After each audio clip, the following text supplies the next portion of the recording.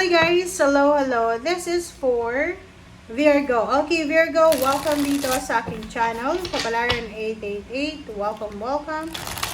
Alamin natin kung anong messages, vibration, energy gabay. Para to sa lahat ng Virgo. So, I hope na makaresonate kayo.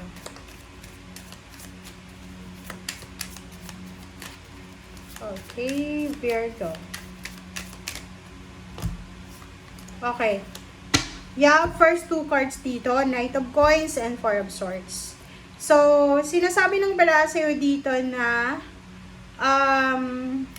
siguro meron dito na Virgo. Mag-comment ka sa comment section. Okay? Comment down. Kasi parang nakikita ko siya dito 4 days ago. Maybe 4 days ago or 4 months ago.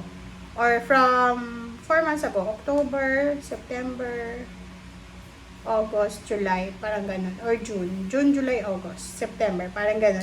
So, maybe naka-experience ka ng mga emotional and financial problems until now. But, ngayon, for the next 4 days, okay, or for the next week, parang ganun. Sinasabi ng bara sa'yo na parang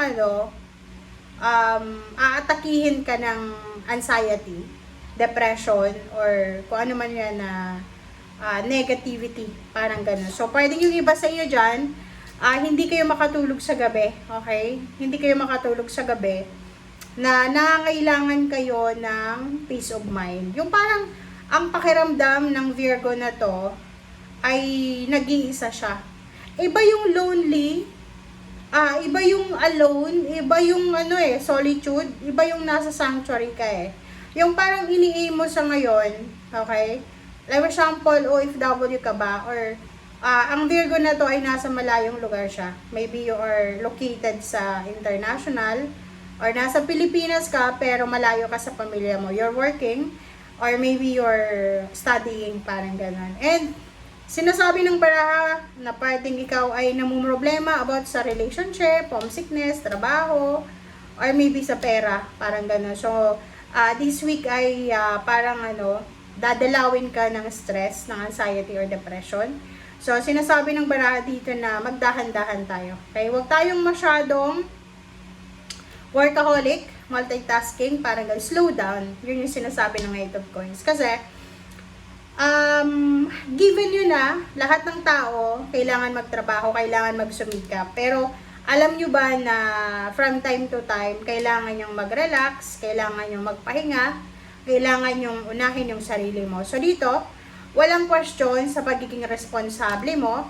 If you are responsible daughter, son, or husband, or wife, or parents, sinasabi ng baraha, okay lang yan, okay? Okay lang na maging hardworking ka, but this week, especially this week, make sure na makapagpahinga ka. Makatulog ka ng maayos, makakain ka ng maayos.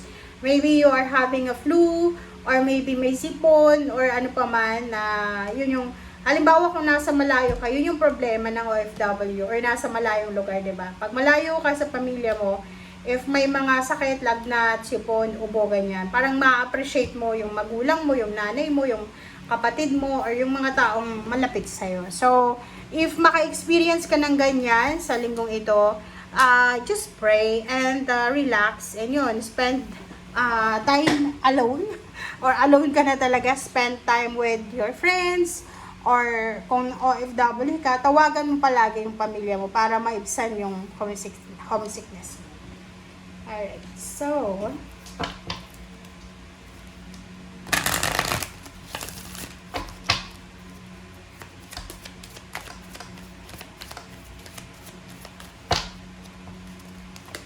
okay, so 51-6, Healer of the Ages. Healer of the Ages, sinasabi ng bara sa'yo na maybe mayroon kang kailangan i-heal sa sarili mo. So, maybe mayroon kang sakit. May sakit ka ba? Paki-comment ka sa comment section. Maybe may sakit ka, yun nga, may lagnat or anything na masakit sa katawan mo, magpatingin ka sa doktor. Maybe emotion to, kasi sobrang stressful eh. So, kung ikaw, alam mo ba yung mga OFW na pumunta sila ng ibang bansa na maayos yung mental health nila. May iba na umuwi sila na may depression and anxiety na. na parang sasabihin ng kapamilya, bakit kaya nagbago na siya? Hindi sa nagbago na siya eh. Yung coping mechanism niya. 'Di ba? Ikaw kaya pumunta doon sa ibang bansa, 'di ba? Na hindi mo alam yung lingwahe ng iyong boss, lalo na sa Middle East. Nakakalungkot kasi yung iba, 'di ba? Walang day off and hindi ka pwedeng lumabas. So, eto 51-6, you need balance. May kailangan kang balansehin eh. May kailangan kang pagalingin sa buhay mo. If it's your emotion, your money, expenditure, yung pagbabalanse mo sa sarili mo, spiritual, baka nakakalimutan mo yung Panginoon. Basta meron kang kailangan na balansehin. Hindi balanse yung buhay mo. Okay? Virgo. Alright. So, let's check the other deck.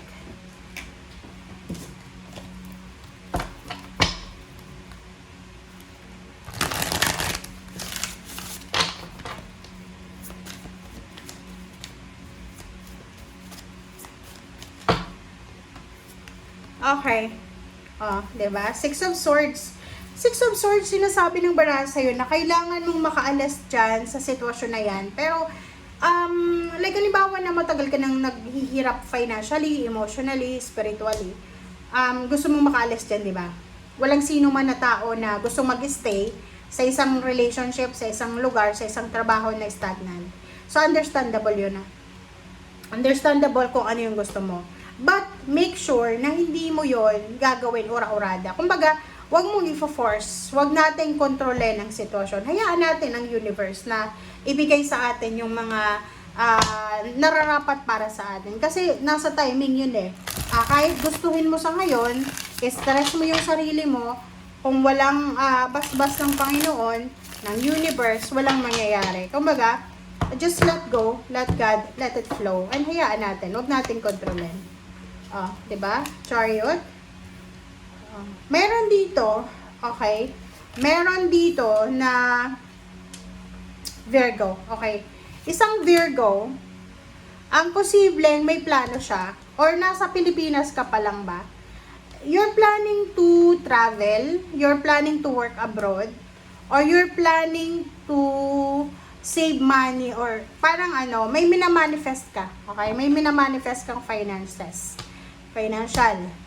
Pero sa ngayon, biglang gumuho yung mundo mo eh. Like, halimbawa dito sa chariot na to, sobra-sobra yung plano mo eh. Sobra-sobra yung manifestation mo. Kasi yung chariot na yan is, hard-earned success yan eh. This is victory and success.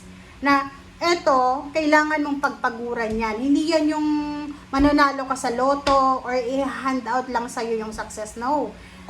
Eto, sinasabi ng barahan na to na meron sa inyo, Virgo, makinig ka, Virgo.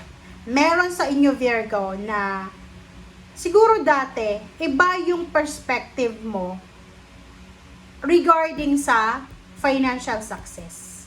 Iba yung perspective mo eh. Parang, halimbawa dati yung perspective mo is, pag nakapagtapos ka ng pag-aaral, sigurado na maganda yung trabaho mo, yung sweldo mo.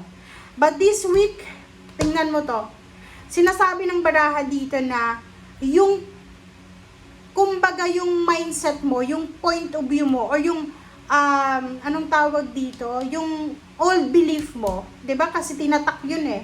Sa Filipino culture kasi ganun eh, sa atin sinasabi kailangan mag-aral ka para maging maayos yung buhay mo sa future. Pero yung ibang lahi hindi eh, kasi 18 years old pa lang sila, nagtatrabaho na talaga sila. Sa atin, 18 years old, nasa parents pa, parang binibaby pa ng parents, diba, hanggang makapagtapos. Sa ibang bansa, 18 years old, nagtatrabaho na sila sa mga fast food para tustusan yung kanilang pag-aaral, and may mga loan sila, student loan, na nag-aaral sila, nagtatrabaho. Kumbaga, sa kanila, sinasabi na diskarte. Okay? Diskarte yung puhunan, hindi yung sa atin kasi education, which is walang masama doon, pero masyado na yun na nilalagay sa utak natin na kailangan mag-aral. Sa panahon ngayon, parang sinasabi ng baraha, kailangan na diskarte at diploma. Okay? Combination. Hindi lang puro diploma, hindi lang puro diskarte. Dapat i-combine mo siya. Alright. So, Chariot, sinasabi ng baraha, madi-disappoint ka sa linggong ito. So, meron kang disappointments na mararamdaman na parang yung iniisip mo na halimbawa nasa ibang bansa ka sa ngayon. Akala mo, lahat ng nakakapunta ng ibang bansa, yung mayaman, umaasenso. Andyan ka na eh, 'di ba? Tapos biglang gumuho yung paniniwala mo, no, parang i-give up mo na lang eh, na parang sasabihin mo, nako, hindi pala totoo yung mga nakikita ko. Okay, so yun. King of Pentacles, Seven of Cups. You have choice and option. So, sinasabi ng baraha sa'yo dito, Virgo, napaka-importante yung emotional. Emotional freedom, emotional happiness. So, sinasabi ng baraha sa'yo dito na walang masama sa pag-aim, sa paghahangad ng financial success. Yung maging mayaman, milyonaryo, bilyonaryo. But we have freedom na pwede mong pagsabayan yan. Hindi mo dapat kalimutan yung emotional mong pangangailangan dahil sa pera. Okay? So, sinasabi ng baraha sa'yo na everyday dapat excited tayo para sa trabaho, excited din tayo para sa ating love life or sa ating sarili. Kumbaga, sa linggong ito, kung halimbawa na i-stress ka dahil sa marami kang mga pangarap sa buhay na hindi pa nangyayari, ay sabi sa'yo ng barahan na to na you have choice and option na makapagpahinga, makapagmatulog muna, and pag nakapag-recharge ka na, nakapag-replenish ka na ng energy mo, balik ka ulit doon sa pangarap mo. Okay? So, yan guys ang sinasabi ng baraha. Thank you for watching. Bye!